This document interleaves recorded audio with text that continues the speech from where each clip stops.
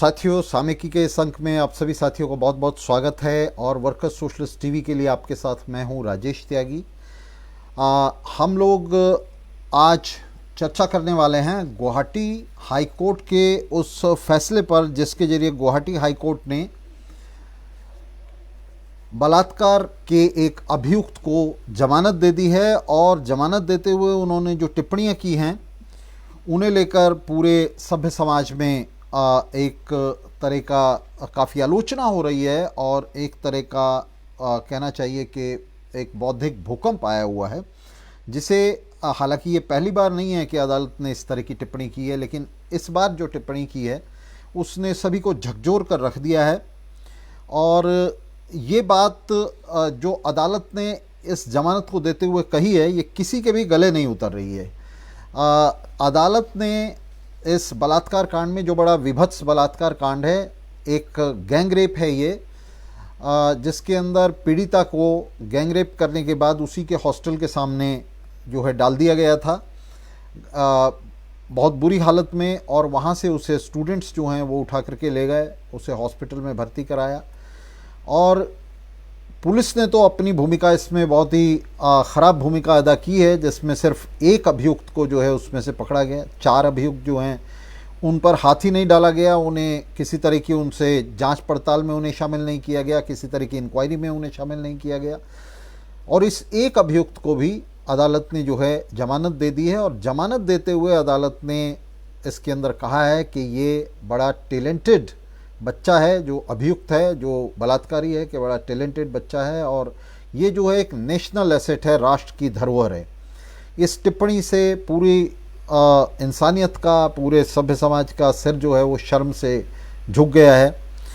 इस विषय पर हम लोग बात करेंगे कि किस तरह का ऑर्डर था, किस तरह से ये जमानत दी गई और किस तरह से ये जो न्यायपालिका का एक एटीट्यूड बनता जा रहा है। इससे पहले भी हमने देखा कि वरुण हिरामत के केस में सुप्रीम कोर्ट ने इसी तरह की टिप्पणियां की थी, जिसकी बड़ी आलोचना हुई थी। उससे पहले जो है आपने देखा किस तरह से तहलका का जो एडिटर है उसके केस में इस तरह की टिप्पणियां हुई, और बहुत सारे मामलों में इस तरह की टिप्पणियां जो हैं हुई, जो पूरी तरह से दर्शाती हैं किस तरह का पितृसत्तात्मक समाज जो है बना हुआ है। तो आज इस विषय पर चर्चा के लिए हमारे साथ जो है स्टूडियो में साथी असद अलवी जी हैं। असद अलवी जी से आप परिचित हैं, वे जो है वकील हैं, एडवोकेट हैं सुप्रीम कोर्ट में, और इसके साथ साथ वे सामाजिक कार्यकर्ता हैं, राजनीतिक चिंतक हैं और तमाम मुद्दों पर जो है वे सक्रिय रहते हैं, बड़े प्रगतिशील विचारों के हैं। तो उनके साथ हम लोग इस विषय पर जो है आज जानने की कोशिश करेंगे, इस पर बात करेंगे। तो असद भाई, सबसे पहले तो आपका बहुत बहुत स्वागत है। शुक्रिया, शुक्रिया बहुत बहुत।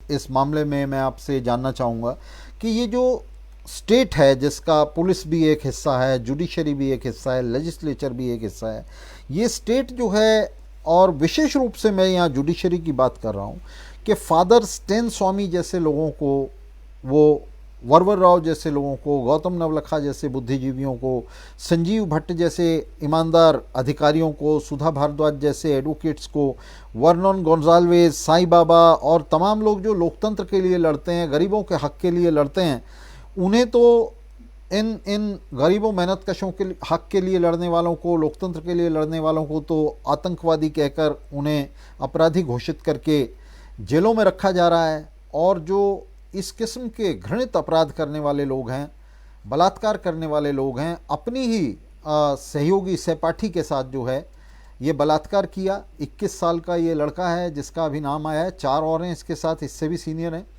19 साल की बच्ची के साथ बलात्कार किया इन्होंने, सामूहिक बलात्कार किया, उसकी दुर्गति की। तो इस तरह के जो अभियुक्त हैं, जो बड़े सोचे समझे ढंग से, बड़े कोल्ड ब्लड में जो है वो कूल हेड से जो है इस तरह के क्राइम करते हैं, घृणित क्राइम करते हैं मानवता के प्रति, उन्हें राष्ट्रीय धरोहर बताया जा रहा है और उन्हें टैलेंटेड बताया जा रहा है, उन्हें अवार्ड दिया जा रहा है, बेल दी जा रही है। और ये तमाम लोग जो हैं, जो गरीबों के, मेहनतकशों के हक के लिए लड़ते हैं, इन्हें जेल में रखा जा रहा है। तो ये बहुत ही स्पष्ट तौर पर जस्टिस के न्यायपालिका के, भारत की सत्ता के, जिसका न्यायपालिका हिस्सा है, उसके दो फेस जो है हमें दिखाई दे रहे हैं। तो इसको लेकर के आप किस तरह से देखते हैं, ये हमारे दर्शक जानना चाहेंगे आपसे। बहुत शुक्रिया राजेश भाई, बड़ी स्पष्ट बात है और ये बात मैं अपनी तरफ से नहीं कह रहा, बल्कि सुप्रीम कोर्ट ने इसी बात को कहा है और इस पर टीका किया है कि हमारे देश में दो तरीके के जस्टिस डिलीवरी सिस्टम हो रहा है। एक वो जो अमीर लोगों के लिए है, एक वो जो गरीब लोगों के लिए। जस्टिस चंद्रचूड़ और एम शाह की एक बेंच ने ये अपना वक्तव्य दिया है। तो अगर सुप्रीम कोर्ट को ये महसूस हो रहा है तो ये बात बहुत ही ऑब्वियस और बहुत ही कॉन्स्पिक्यूअस हो गई है, बड़ी स्पष्ट हो गई है कि इस देश के अंदर दो तरह का इंसाफ और ये जो जस्टिस डिलीवरी सिस्टम है वो अमीरों का अलग और गरीबों का अलग है। जो पावरफुल लोग हैं वो बेल लेके निकल जाते हैं, उनका एक्विटल हो जाता है। जो गरीब लोग हैं उनका, आपने इतने सारे नाम लिए, वो जेलों के अंदर रहते हैं। नॉर्थ ईस्ट दिल्ली के अंदर जो कम्युनल राइट हुआ उनमें एक और नई धारा लगा दी उन लोगों के खिलाफ, और वो लोग बाहर नहीं आते हैं क्योंकि कोर्ट की डिस्क्रिशन को भी कर्टेल कर दिया गया। हमारे यहाँ जो बेसिक परेशानी है वो एम्बिगिटी ऑफ लॉ की है। जस्टिस की इनकी बात तो हम करेंगे ही कि ये जो जिस तरह के ये बयानात दे रहे हैं, आपने जो बेल का लॉ बनाया उसे आपने जज की डिस्क्रिशन दे दी है या जो प्रोसिक्यूशन है उसकी डिस्क्रिशन पे। प्रोसिक्यूशन ने अगर केस इस तरह बनाया है कि वो जैसे सेक्शन 37 एनडीपीएस एक्ट है या यूपीए एक्ट है या एनएसए है या मकोका है या पहले टाडा था, इन सब में यही था कि आपने प्रोसिक्यूशन और पुलिस वाले के हाथ में ये सारी पावर दे दी है कि वो केस इस तरह बना के लाए कि जज उस पर बेल ही ना दे सके, और ये लॉ आपने बना दिया। दूसरी तरफ आपने एक ये लॉ बनाया हुआ है जो बेल का लॉ है। बेल के लॉ में आपने कोर्ट की जो डिस्क्रिशन है, डिस्क्रिशन जहां पे भी आती है वो आदमी का अपना वो whimsically और आर्बिट्रेरली उसको कहीं ना कहीं यूज करता है।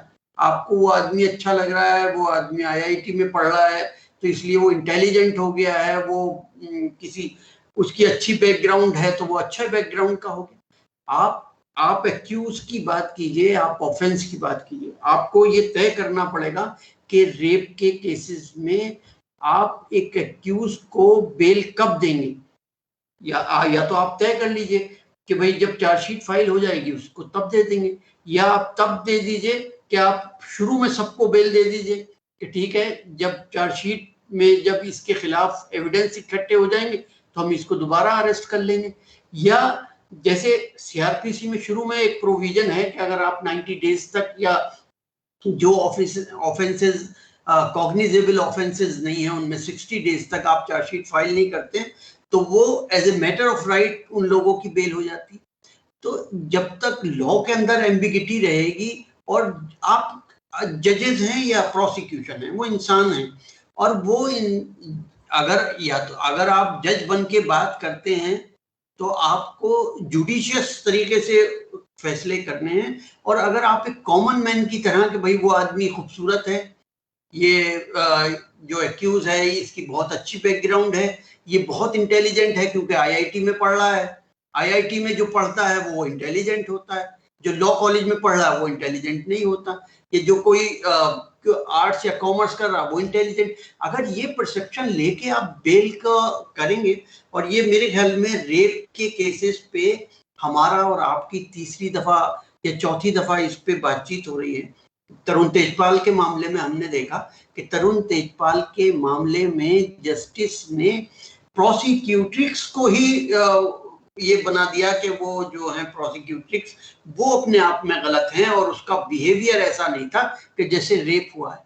या आपने इसकी वरुण की अभी बात की, हीरामत वरुण की बात की कि जिसकी बेल को, ट्रांजिट बेल को बॉम्बे हाई कोर्ट ने रिजेक्ट कर दिया, दिल्ली हाई कोर्ट ने न सिर्फ उसे बेल ग्रांट कर दी बल्कि 164 का जो बयान था उसको उस जजमेंट के अंदर इनकॉर्पोरेट कर दिया और उसे पब्लिक कर दिया। जबकि सुप्रीम कोर्ट की ये पूरी तरह से गाइडलाइंस है कि 164 के बयान को जब तक अक्यूज को नहीं दिया जाएगा, जब तक कि वो उसकी एक पूरी शर्त है। और इसी तरह जो एक तरुण तेजपाल का भी मामला था, उसमें भी जज साहिबा ने उस जजमेंट को पब्लिक कर दिया था। बाद में वो बॉम्बे हाई कोर्ट आए, वो क्षमा क्या नाम था उनका साहिबा का, वो बॉम्बे हाई कोर्ट आके एक उन्होंने पिटीशन फाइल किया, क्षमा जोशी साहिबा ने वो दिया और उसके खिलाफ ये पिटीशन फाइल किया गया कि इसको कोर्ट की वेबसाइट से हटाया जाए।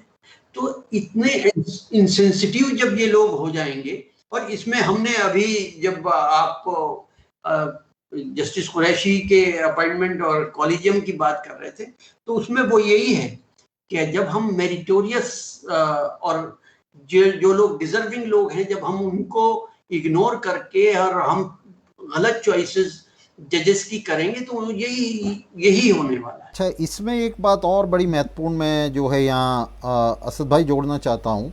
ये जो हैं जिन्होंने बेल दी है justice bore Thakur Guwahati high court में, एक बड़ी मज़ेदार बात इसमें हुई है कि इससे 12-13 दिन पहले ही एक एप्लीकेशन आई थी जिसके अंदर उन्होंने ये ऑब्ज़र्व किया, खुद जस्टिस बोर ठाकुर ने कहा कि प्राइमा फेसाई स्ट्रॉन्ग एविडेंस है, बिल्कुल स्पष्ट साक्ष्य है कि ये बलात्कार हुआ है और ये दोषी है बलात्कार का। उन्होंने कहा उसमें एप्लीकेशन कि ये दोषी है, उन्होंने माना कि ये प्राइमा फेसाई एस्टेब्लिश हो गया है एविडेंस में कि भाई ये दोषी है।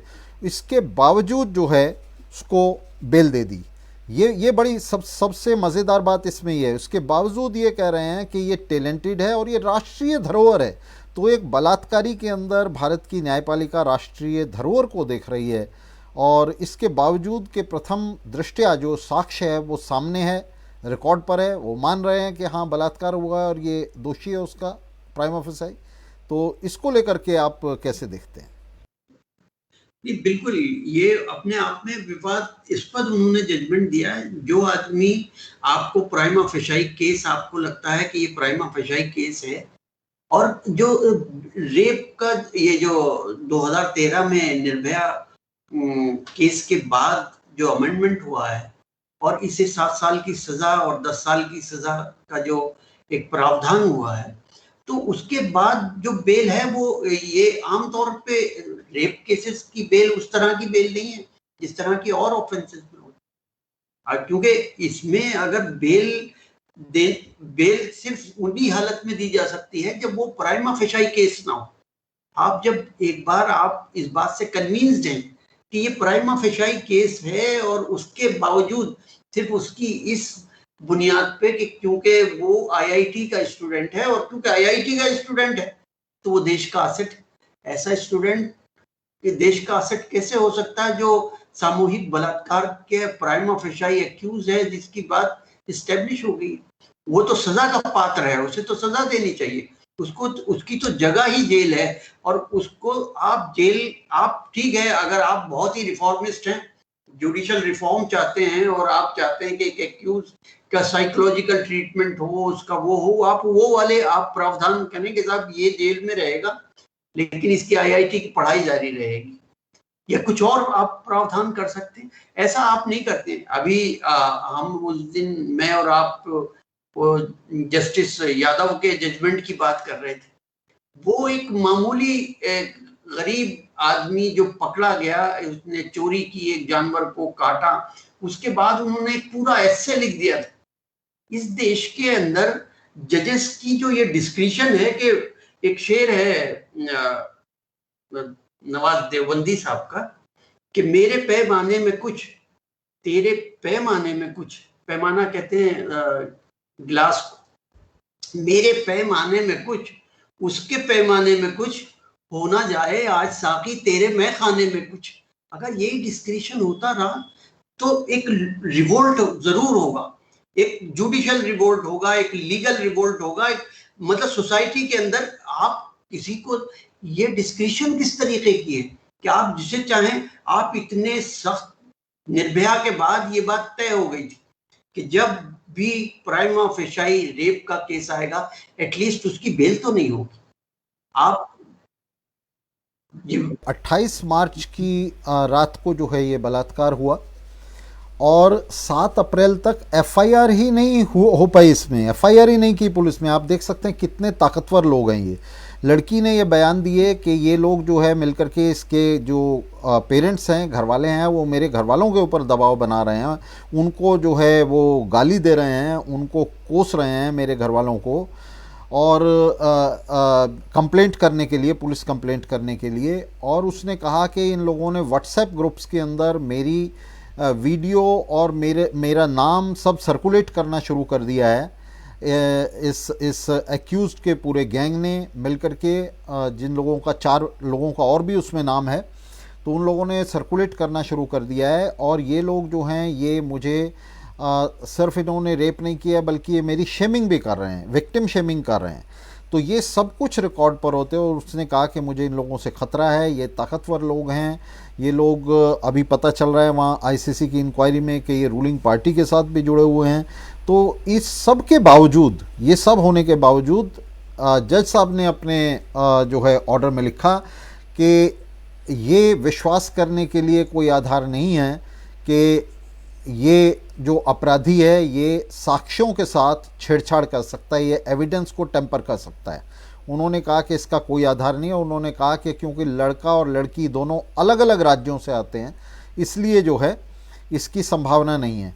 तो ये अपने आप में एक ऐसी टिप्पणी थी जो बड़ी अचरज में डालने वाली थी कि वो अभी जो कुछ कर रहे हैं और उन्होंने जो कुछ किया है इस ऑफेंस के करने के बाद, किस तरह से वो कानून की गिरफ्त से बचे, एफआईआर नहीं होने दी, लड़की के पेरेंट्स पर दबाव बनाया, व्हाट्सएप ग्रुप में उसका जो है उसको नेम और शेम कर रहे हैं। और पुलिस ने उन फ़ोन्स तक को, कॉल रिकॉर्ड्स तक को जब्त नहीं किया जिनके ज़रिए लड़की कह रही है कि ये लोग कर रहे हैं, इसको अभी कर रहे हैं। और इस सब के बावजूद देखिए किस तरह से वो उस लड़की के ऊपर कितना बड़ा दबाव बना रहे हैं। वो लड़की पागल हो सकती है, वो लड़की आत्महत्या कर सकती है और कुछ भी हो सकता है। और जज साहब कह रहे हैं कि कोई ऐसा मामला नहीं है कि वो साक्ष्यों से छेड़छाड़ करेंगे। तो एकमात्र साक्ष्य और सबसे बड़ा साक्ष्य तो वो लड़की खुद है। तो जिस तरह की ये कार्रवाई कर रहे हैं, और आईसीसी ने जो डिपार्टमेंटल कमेटी बनी वहाँ, इंटरनल कमेटी बनी, इंटरनल कंप्लेंट कमेटी बनी आईआईटी के अंदर, उसने कहा, उसने ये सारी बातें मानी हैं लड़की की। उन्होंने इसके बारे में बहुत सारी चीज़ें और भी उनकी इंक्वायरी के अंदर आई हैं, जिसमें उन्होंने कहा कि किस तरह से ये लड़के मिल करके उस लड़की को एक ऐसा दबाव डाल रहे हैं जिसमें लड़की जो है वो पागल हो सकती है। तो उसके ऊपर एक मेंटल टॉर्चर उसका कर रहे हैं। इसके बावजूद जज साहब कह रहे हैं कि कोई कारण नहीं है। तो ये सब साक्ष्य जो हैं ये जज साहब के सामने थे। प्रोसिक्यूशन ने उसके अंदर आर्ग्यू किया, जो कंप्लेनेंट के काउंसिल थे उन्होंने आर्ग्यू किया, और जज साहब ने जिस तरह का ऑर्डर लिखा है इसमें, तो वो हमें बहुत ही स्पष्ट रूप से ये दिखा रहा है कि इसके अंदर, इस मैटर के अंदर एक्सट्रेनियस रीजंस रहे हैं। और हम यहाँ ये नहीं कह रहे हैं कि उसमें कोई, हम ब्राइब की बात नहीं कर रहे हैं, हम दूसरी बात नहीं कर रहे हैं। हम ये कह रहे हैं कि इसके अंदर जो ये तो सब चीज़ें पर्दे के पीछे हैं, इनके बारे में हम कुछ नहीं कह सकते, सिर्फ कयास लगाए जा सकते हैं। लेकिन जो सामने दिखाई दे रहा है, किस तरह का पितृसत्तात्मक सोच, किस तरह का पितृसत्तात्मक एक जो माइंडसेट है जज साहब का, पेट्रियार्कल माइंडसेट है, जिसमें वो ये लिख रहे हैं सारी चीज़ें, वो एक्यूज के फेवर में लिख रहे हैं कि ये एविडेंस टेम्पर नहीं कर सकता, ये टैलेंटेड है, ये नेशनल एसेट है। तो ये तो एक तरह से उसे अवार्ड बांट दिया जज साहब ने। तो इसको लेकर के आप किस तरह से सोच रहे हैं असद भाई? हाँ, ये बहुत ही तकलीफ की बात है कि वो, जैसे सुप्रीम कोर्ट का एक जजमेंट भी है कि जो रेप है वो सिर्फ एक जिस्म को तकलीफ नहीं है, बल्कि ये रूह को तकलीफ है। इसे क्राइम अगेंस्ट सोल है, आदमी की रूह के अगेंस्ट एक कृत्य किया गया है। तो लड़की को जो जिस अवस्था में है, लड़की का जो दुख है वो तो रेप से ही हो जाता है। उसके बाद एडिशनल और है कि उन्होंने उसकी वीडियो को सर्कुलेट किया और उसे प्रताड़ित किया, उसे डराया, ये सारा तो अलग है। अगर कोई एक्यूज ये काम कर रहा है तो उससे ये तो आप वो तो आदमी जरूर टेम्पर कर सकता है। ये कौन सा पैमाना है कि वो एविडेंस को टेम्पर नहीं कर सकता। वरुण हीरामत के केस में भी इस तरीके की एक बात सामने आई थी कि वकील साहब उसकी धज्जियां उड़ा रहे थे उस विक्टिम की, और उसने ये एलिगेशन लगाया कि कोर्ट उन बातों को एंजॉय कर रहा था। This is very shameful.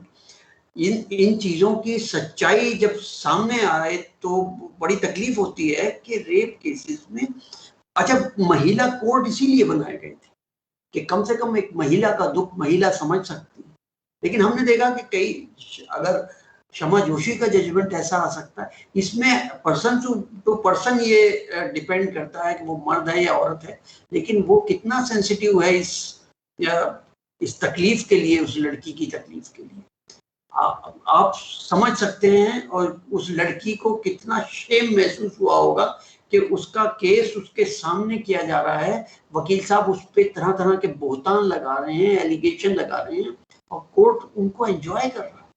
ये इस तरीके की जब टिप्पणियां, इस तरीके के जब वाकयात सामने आते हैं, बहुत तकलीफ होती है। और जी आप कुछ कहना चाह रहे हैं? जी आप अपनी बात जारी रख। और इसके साथ साथ जो इस तरीके के केसेस है, ठीक है, अगर कोर्ट को ये महसूस हो रहा है कि ये बेल के ग्राउंड्स है, तो आप बेल के ग्राउंड्स पे बात कीजिए, आप जो बेल के बेसिक ग्राउंड्स हैं उनकी बात कीजिए। आप उसे सर्टिफिकेट बांटते हैं। अभी एक और सुप्रीम कोर्ट का जजमेंट आया जिससे सुप्रीम कोर्ट ने बड़ी नाराजगी जाहिर की कि किस तरह के जजमेंट आ रहे हैं। आप जो बेसिक जो जजमेंट क्राफ्टिंग है, जो जजमेंट लिखने का एक आर्ट है, वो हाईकोर्ट के जजेस में लैग कर रही। दो जजमेंट ऐसे आया, एक जजमेंट ऐसा आया जिसपे एमआर शाह साहब और जस्टिस चंचूड़ ने कहा कि हमने 10 बजे से उसे पढ़ना शुरू किया और 11-12 बजे तक हमारी समझ में नहीं आया। और एक वो ऑफ द रिकॉर्ड एक टिप्पणी थी कि बाम लगाना पड़ा उनका जजमेंट पढ़ने के लिए। जो जजमेंट के अंदर जो 4-5 एक इंग्रेडिएंट्स हैं, जो आर्ट है जजमेंट लिखने की, वो मौजूद होने चाहिए। और देखिए ये लेकिन यहाँ ना सबसे ज़्यादा दुख की बात ये है इसमें असद भाई कि सुप्रीम कोर्ट जो है वो लोअर कोर्ट्स के लिए, हाई कोर्ट्स के लिए तो इस तरह की टिप्पणियां कर रही है और निर्देश जारी कर रही है, लेकिन जब उनका अपना मामला आता है, अभी वरुण हीरामत का जो केस है, सुप्रीम कोर्ट ने जो कुछ उसके अंदर किया वो भी हमारे सामने है। किस तरह से एंटीसिपेटरी बेल वरुण हीरामत को दे दी, इस बात के बावजूद कि वरुण हीरामत ने माना कि उसने जो है वो इस एक्ट के अंदर इन्वॉल्व था। इसके साथ साथ आप देखिए ये जो मामला है जिस पर हम आज चर्चा कर रहे हैं, गुवाहाटी आईआईटी का जो मामला है, इसके अंदर आप देखिए कि आईसीसी ने, इंटरनल कंप्लेंट्स कमेटी ने अपनी रिपोर्ट दी और उसने उसमें अनुशंसा की कि इन सभी 5 लड़कों को जो है यहाँ से आईआईटी से उनको एक सेमेस्टर के लिए रस्टिकेट कर दिया जाए, तब तक के लिए जब तक के लिए ये मामला जो है कोर्ट के अंदर साबित होता है। कम से कम एक सेमेस्टर के लिए रस्टिकेट किया जाए, 50-50 हज़ार रुपये जुर्माना लगाया जाए और उनको हॉस्टल से निकाल दिया जाए। लेकिन आईआईटी अथॉरिटीज़ ने इन लड़कों के खिलाफ, किसी के खिलाफ भी कोई कार्रवाई आज तक नहीं की, और उनमें से एक लड़के को बाकायदा डिग्री दे करके उसको डिग्री भी दे दी और वो जाकर के एक मल्टीनेशनल कंपनी के अंदर बड़ी अच्छी पोस्ट के ऊपर उसे पोस्टिंग भी मिल गई है।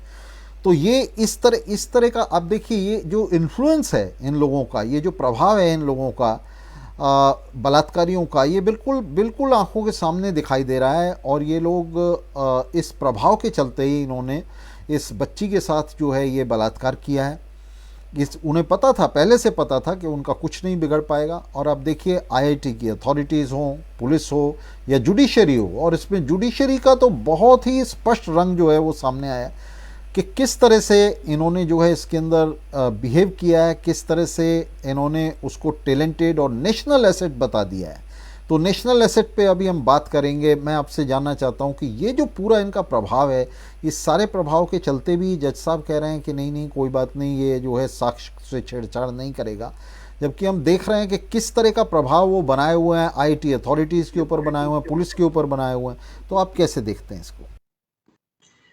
देखिए, मोस्टली अगर आप ये बलात्कार के केसेस को देखें, तो इसमें वही लोग शामिल होते हैं जो प्रभावशाली होते हैं, जो शक्तिशाली होते हैं, जो पावरफुल लोग हैं, वो अपने बहुत सबॉर्डिनेट्स सही के कहा। साथ, कमज़ोर लोगों के साथ, कमज़ोर लड़कियों के साथ वो बलात्कार करते हैं। तो ये बात तो हमेशा हो सकती है कि जो आदमी पावरफुल है, वो प्रोसिक्यूशन को इन्फ्लुएंस कर सकता है, वो विटनेसेस को टेम्पर कर सकता है, वो देश से फरार हो सकता है। हमने तो ये भी देखा है कि कई लोग ये कृत करते हैं, ऑफेंसेस करते हैं और वो देश से चले जाते और हैं। फिर उनके एक तथ्य मैं इसमें और जोड़ दूं आपकी जानकारी के लिए कि इसमें 100 से ज़्यादा छात्रों ने, आईआईटी गुवाहाटी के छात्रों ने और अध्यापकों ने, टीचर्स ने, फैकल्टी ने इसके ऊपर एक ज्ञापन बना के भी आईआईटी अथॉरिटीज़ को दिया। उसके बावजूद, इतने बड़े दबाव के बावजूद आईआईटी अथॉरिटीज़ कोई कार्रवाई नहीं कर रही हैं। तो इन लड़कों का, ये जो अभियुक्त हैं, इनका कितना बड़ा दबाव है,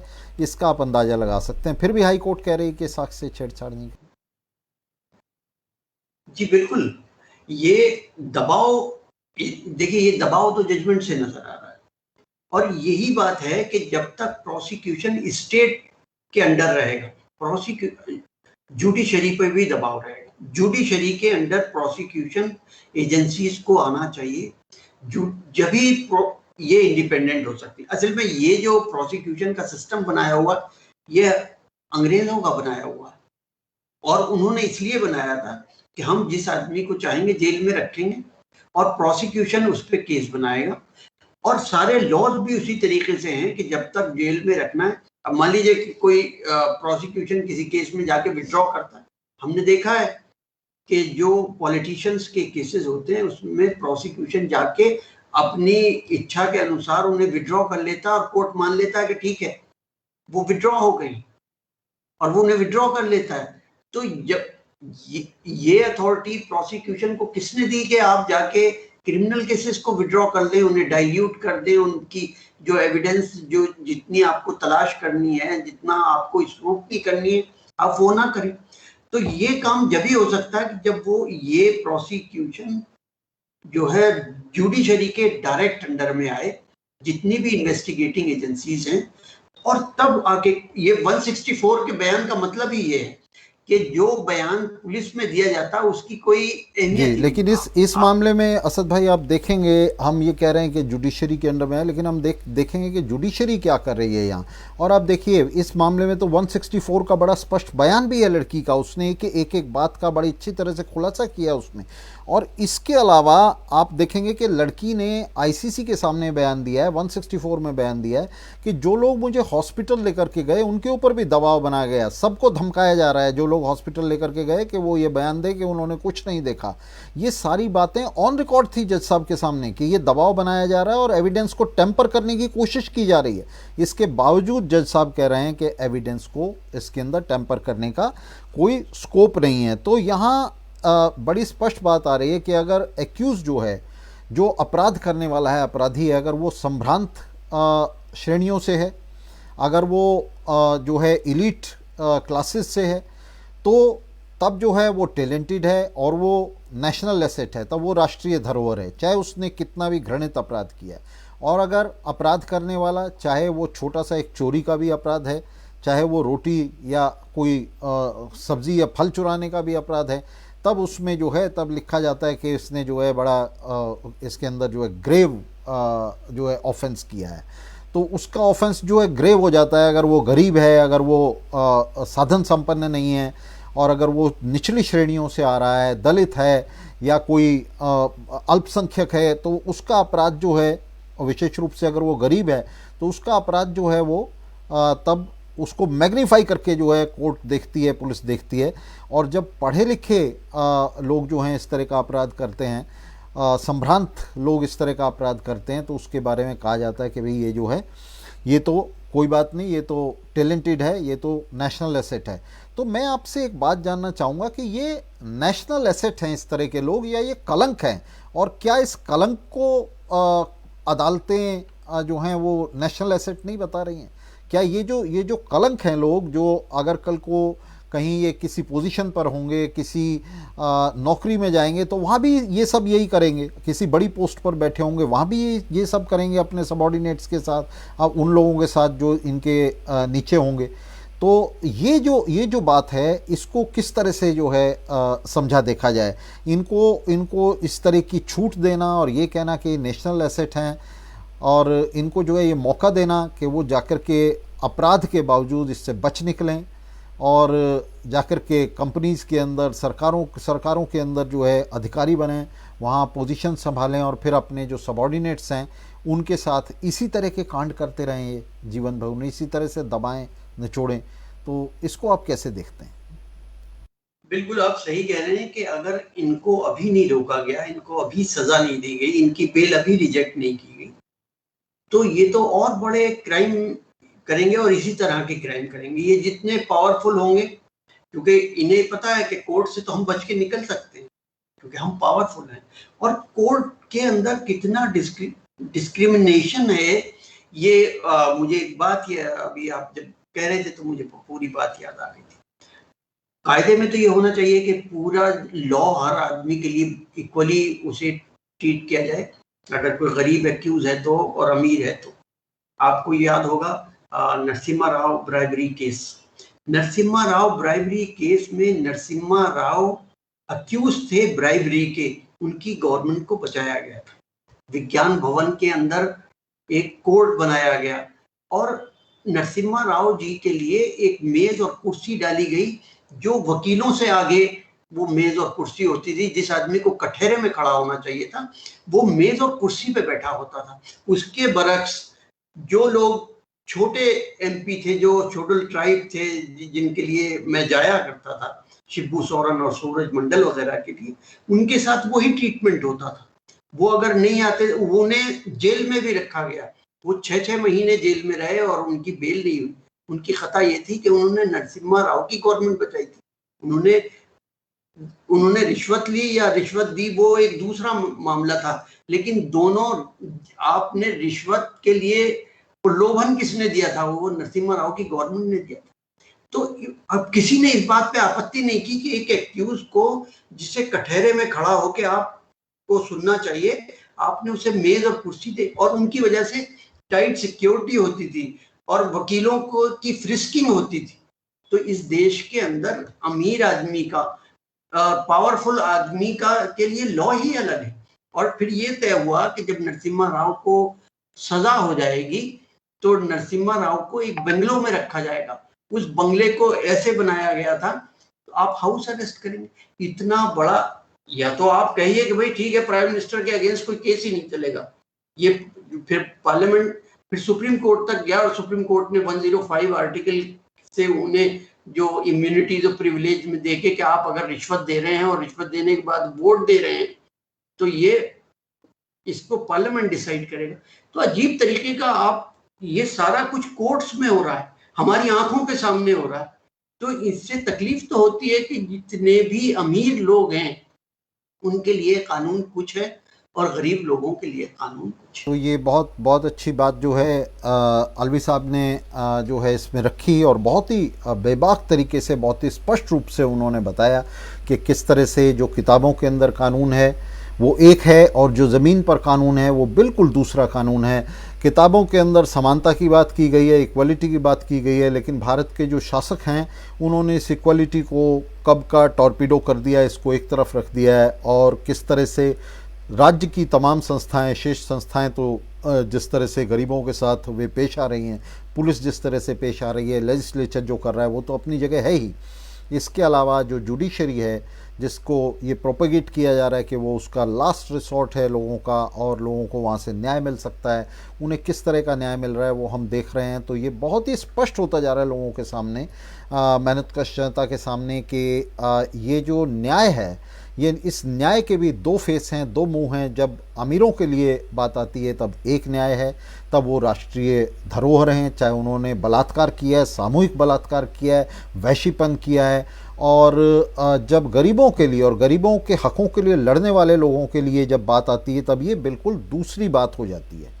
तब जैसा मैंने आपको कहा कि ये तमाम लोग फादर स्टेन स्वामी, वरवर राव, गौतम नवलखा, संजीव भट्ट, सुधा भारद्वाज, वर्नन गोंजाल्वेस, साई बाबा और तमाम लोग, इनको जेलों में डाला गया है, जेलों में सड़ाकर इनको मारा जा रहा है सिर्फ इसलिए कि ये गरीबों के लिए आवाज़ उठा रहे थे, गरीबों के हक की बात कर रहे थे।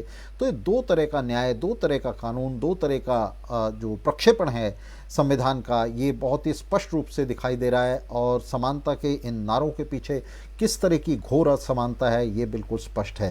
तो मैं साथी असद अलवी जी का बहुत बहुत शुक्रिया अदा करता हूँ कि उन्होंने आकर इस तरह से इस सब्जेक्ट के ऊपर, इस विषय के ऊपर जो है रोशनी डाली। उन्होंने तमाम जो कानूनी और सामाजिक पहलू हैं उन पर जो है उनको जो है शाया किया, उनको सभी दर्शकों के सामने रखा। तो आपका बहुत बहुत धन्यवाद असद भाई, और आशा है आप भविष्य में जो है इसी तरह से आते रहेंगे इस शो में हमारे दर्शकों को। बिल्कुल, जी आप इतने अच्छे इशू उठाएंगे, जी, मैं जरूर आपके बहुत साथ बहुत रहूंगा। बहुत शुक्रिया आपका, बहुत बहुत शुक्रिया। तो साथियों, ये हमारे सामने बिल्कुल स्पष्ट है कि किस तरह से ये जो व्यवस्था है, जो बड़े पूंजीपतियों के हाथ में जो है इसकी लगाम है, उन्होंने इसकी लगाम थामी हुई है। और पूरा जो राज्य है और उसकी जितनी मशीनरी है, लेजिस्लेचर है, एग्जीक्यूटिव है या जुडिशरी है, ये किस तरह से इन लोगों के लिए जो है काम करते हैं, और किस तरह से ये जो है ये पूरा राज्य जो है ये गरीबों के लिए, गरीबों के और गरीबों के अधिकारों के लिए लड़ने वाले, उनके हकों के लिए लड़ने वाले लोगों से पूरी शत्रुता रखता है।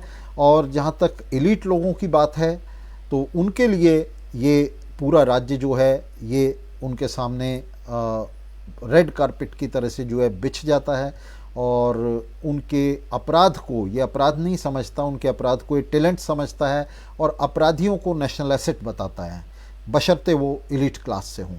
तो आप देख सकते हैं कि इस तरह का जो ये वर्ग शासन है, इस वर्ग शासन के चलते गरीब जनता को, मेहनतकश जनता को, देश की 95% जनता को किसी तरह के न्याय की कोई उम्मीद नहीं हो सकती। तो इसके साथ ही आप सभी साथियों का इस कार्यक्रम में रहने के लिए बहुत बहुत धन्यवाद।